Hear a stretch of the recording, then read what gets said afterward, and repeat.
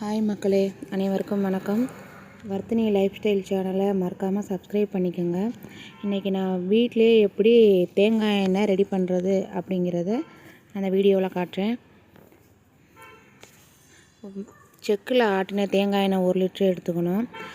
வேம்பாளம்பட்டை வந்து 10 கிராம் அளவுக்கு நான் எடுத்திருக்கேன்.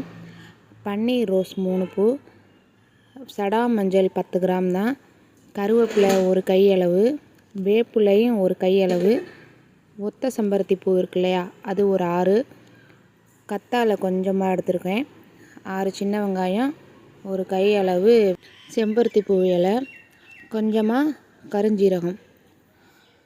இப்போ ஒரு பாத்திரம் வந்து நல்லா சூடானதும் அந்த தேங்காய் எண்ணெயை அதில் ஊற்றிக்கணும். ஊற்றி நல்லா கொதிக்க விடணும். பார்த்திங்கன்னா இந்த அளவுக்கு நல்லா எண்ணெய் வந்து கொதித்து வரணும். அதுக்கப்புறமா நம்ம வச்சுருக்கிற ஒவ்வொரு பொருளையும் அதில் சேர்க்கணும். கருவேப்பிலை, வேப்பிலை, செம்பருத்தி பூ, செம்பருத்தி இலை, கருஞ்சீரகம், வேம்பாளம்பட்டை, பன்னீர் ரோஸ், சடா மஞ்சள், சின்ன வெங்காயம், கத்தாழை, அவ்வளோதாங்க. இது எல்லாத்தையும் வந்து அடுப்பை நம்ம லோ ஃப்ளேம்லேயே வச்சு நல்லா கரண்டியை வச்சு கிண்டிக்கிட்டே இருக்கணும். கிண்டிக்கிட்டே இருந்தீங்கன்னா கொஞ்சம் நேரம் சென்று இந்த கலர் நல்லா மாறி வரும்.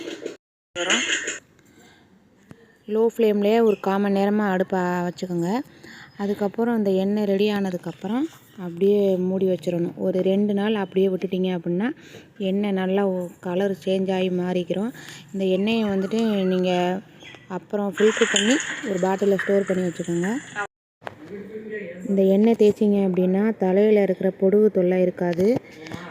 முடி வந்து நல்லா கருகருன்னு நல்லா அடர்த்தியாக நல்லா நீளமாக வளர ஆரம்பிச்சிடும். இதே மாதிரி நீங்கள் செக்கில் எண்ணெய் வாங்கி நான் சொன்ன பொருள் எல்லாமே சேர்த்து நீங்கள் செஞ்சு பாருங்கள். எண்ணெய் ரொம்ப சூப்பராக இருக்கும். ஹேர் ரொம்ப நல்லா வளர ஆரம்பிச்சிடும். மறக்காமல் ட்ரை பண்ணி பாருங்கள்.